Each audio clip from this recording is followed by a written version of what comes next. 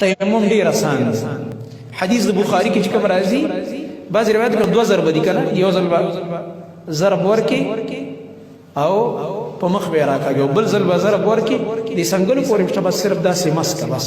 دا به نشي دا ګوتې پکې داسې کې او ته به چرته وي کوم ځای پکې وچ پاتې نشي په وچ کې بل اسه وچ پاتې دا سو بخو نه د الله باندې وهم والے بل صحیح حدیث دغه نه قوي حدیث د صحیح بخاری او صحیح مسلم هغه دا دی چې یو ضرب ورکړه مکه او کله کې شګه مګن ختم دا دوه رسول کې دا سوه او یا لک پکې بس دا چلو کا او دا چلو بس دی مړو دی بس دا ستاسو یو سکند خبره ختم تیمم مصیبت ده که نعمت ده نعمت تیمم آسانی ده الله دی امت ته به طور نعمت ورکړی نبی صلی الله علیه وسلم فرمایي دا مخکنو امتونو ته نه دی ورکړی شوی تیمم صرف دی امت ته ورکړی شوی نو چې ته په خپل اوس مصیبت جوړې نو دا خو تاسو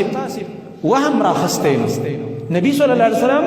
او الله مونږه مصیبتونه ختمي تکلیف کې نه چي دین آسان دي سارا تګران کړ نو ګور داسي برا ولي دال ګور داسي بوزا دا ګوتو کې ګور ته چلو کا دا ګوتو کې دا چلو ګوتو کې دا